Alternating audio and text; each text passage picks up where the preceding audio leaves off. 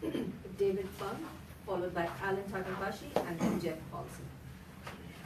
Madam Mayor and Council, thanks for the opportunity to provide comment this morning. I'll try to keep this very brief. I serve on the Planning Commission, but I'm commenting today as an individual and as a long-time involved resident here. From Washington, D.C. down to Cupertino, issues divide us as never before. I thank you for making the time to participate in this annual goal-setting meeting. It's important to begin laying out your work plan for the coming year, but I think it's even more important to figure out how to work together for all the residents that you represent. After a divisive local election, it's time to seek some common ground and to seek it aggressively. There will always be those who want to wage an eternal campaign and do so by driving wedges to divide neighbor against neighbor. Truth and our own common interests can easily be the victims of that mindset, and I know you can rise above this. Seeking solutions based on common ground and compromise will demonstrate the citizens' interests are being respected and honored to a much greater extent than any win-lose adversarial outcome. Our biggest challenge is around managing future growth. As I've said before, I believe we've passed an inflection point in how we will grow. We've long passed the point where our decisions are self-contained local, and our thinking needs to reflect our role as part of a very energetic region.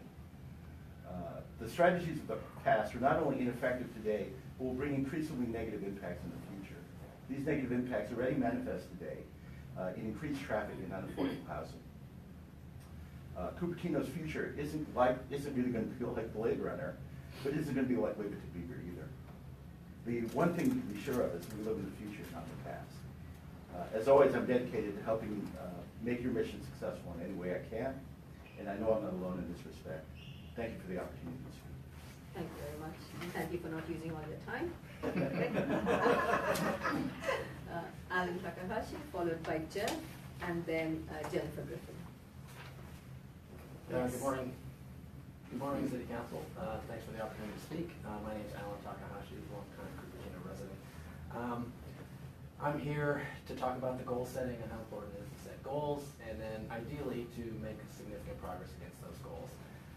And specifically, what I want to discuss is VallCo, because it's a very significant element in our future from the standpoint of reaching a compromise.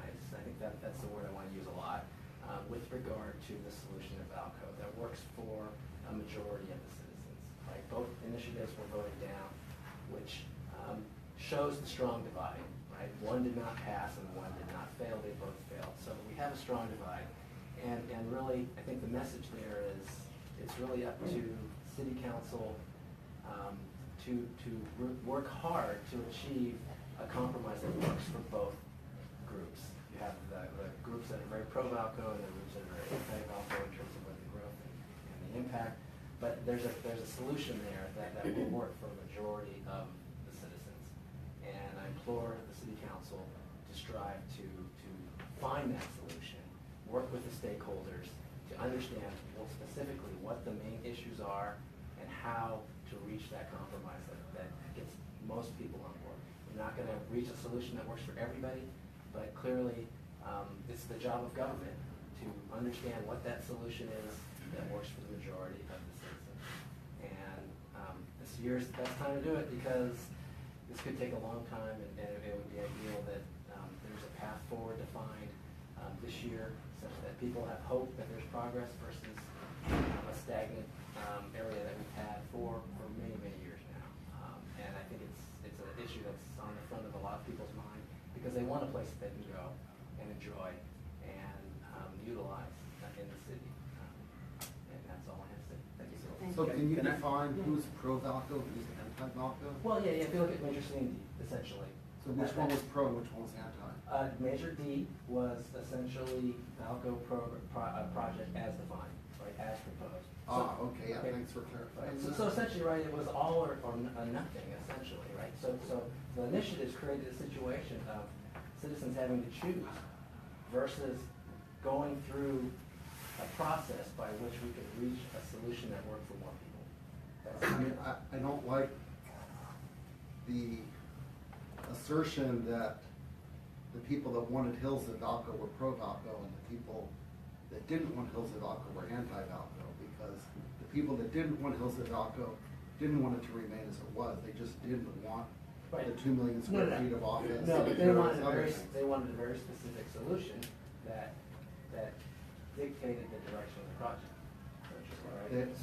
They wanted more retail is what they wanted. Right, or more, pretty much all retail, or most retail. So that's just, I think. I think we can ask questions. So Alan, with regard to office allocation, you're currently starting your second term as the planning commissioner in Cupertino.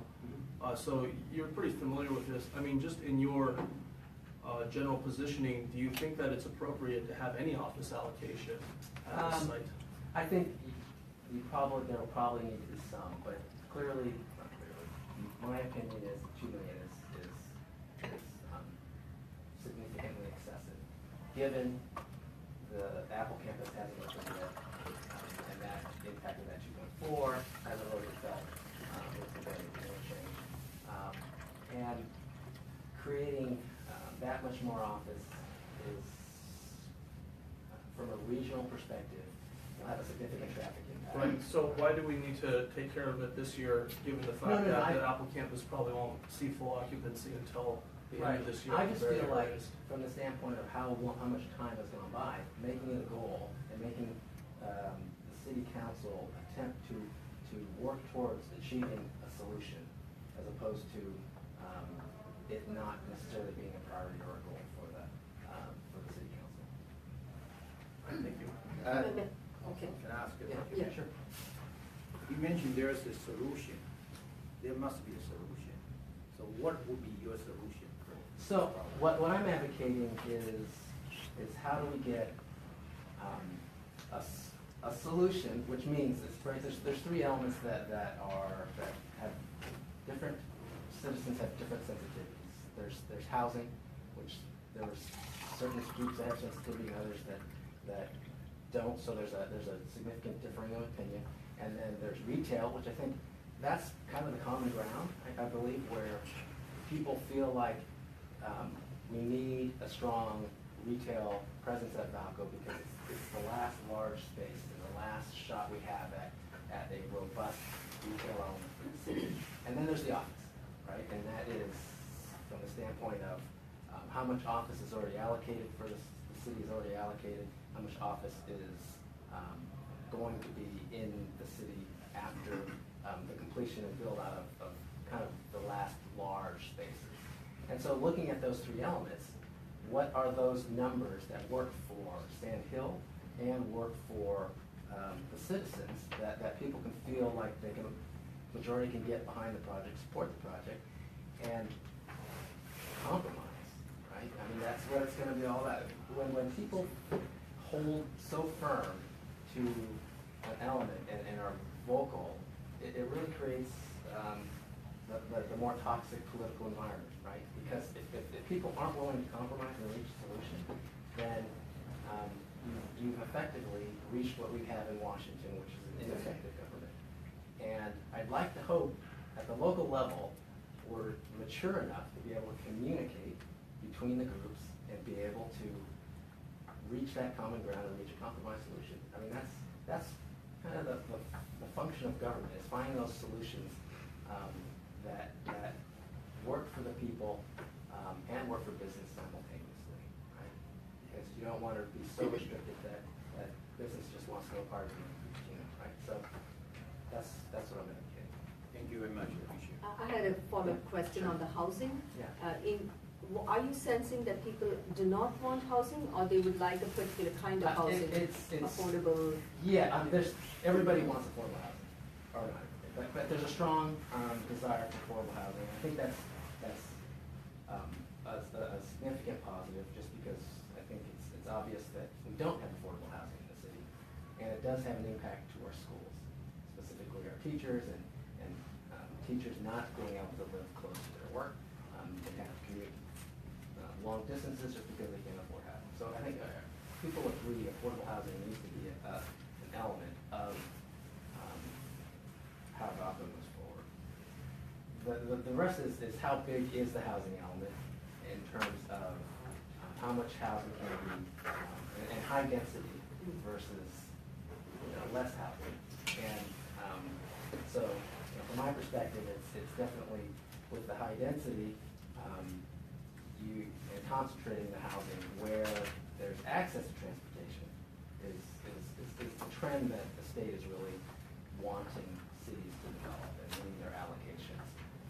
The fear, I think, of people against higher density housing is, will it overcrowd the schools? Is that, will it impact the schools? What's the impact on the schools? And, you know, there it's a case of really understanding what are the enrollment trends and will it have a positive impact on the schools in terms of stabilizing enrollments and keeping our schools strong, because everybody agrees also that that's a key aspect of our city. Thank you. Oh, so I met with Sandhill yesterday for more than 2 hours. Fantastic. We discussed this whole thing. Mm-hmm. What I got out of this, they're in no rush Mm-hmm. to develop it. They own the land, it's going up in value. Right. And they kind of agreed that 2 months after an election is not the time to say, let's ignore those results and, you know, bring this whole thing back. So, I mean, I think talking about is great, but we just need to time this. There should be, when a developer tries to bypass the whole normal process of development, bypass planning, bypass city council, bypass EIR, they can't immediately come back and say, oh, we lost now city council, you give us this. So there should be, we should define some kind of waiting period after a developer tries to do that before they can come back and say, okay.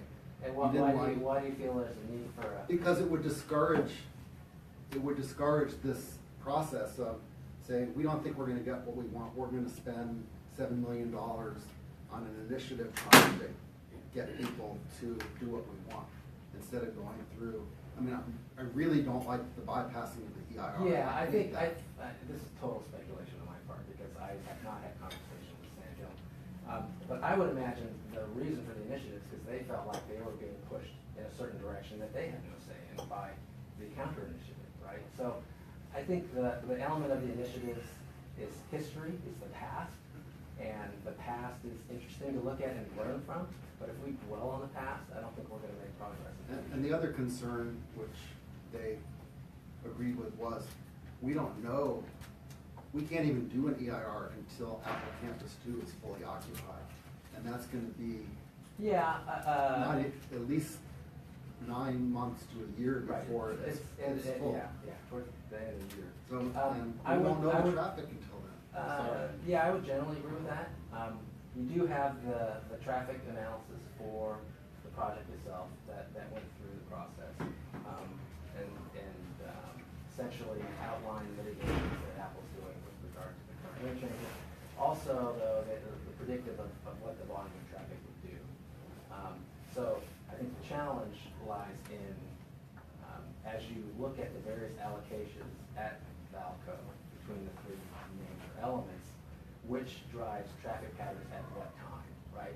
Traffic pattern, most people are concerned with traffic patterns in the morning and evening commutes.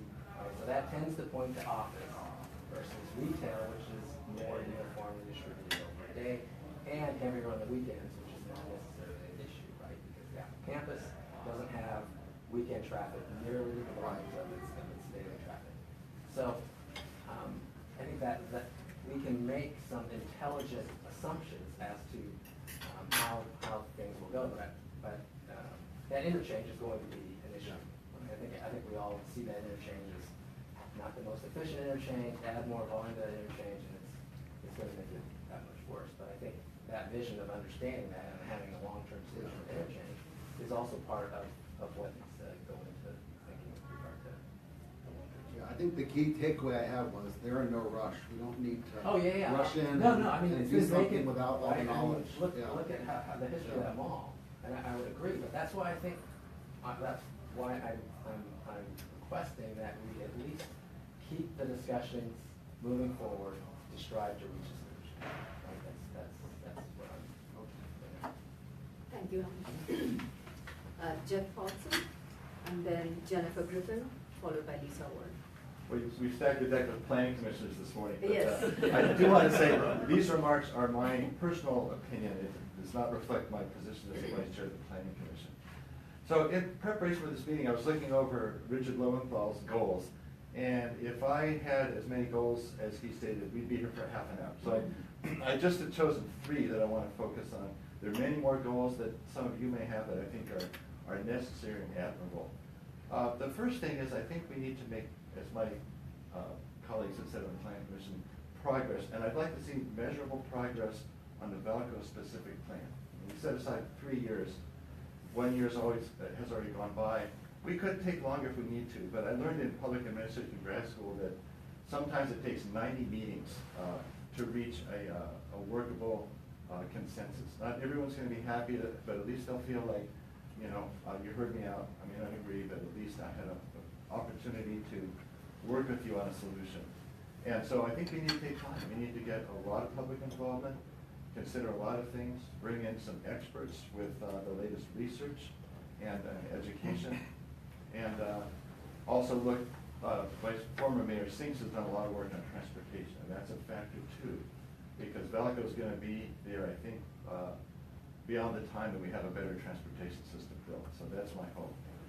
So first is measurable progress on a VallCo specific plan. Second is complete the land designation or land purchase for the Stevens Creek Trail. I think we have a danger that a developer at the Parkside Trails is going to look at a plan that could cause problems with the completion of the trail and also downstream. So there are various options. I don't want to go into all the details, but I think that's an opportunity to create a fantastic corridor so we can hike from Stevens Street Boulevard to the beach. Okay. And the third thing, and this is sort of a personal thing of mine, is trees. I love trees. I'm on the board of a tree planting nonprofit. And I think that as we go forward, especially with developments, we have an opportunity to have large, beautiful trees planted at developer expense. It's not cheap, but if we could have the developers make allowance for large trees, we could have beautiful open spaces right in the urban core. And also I found that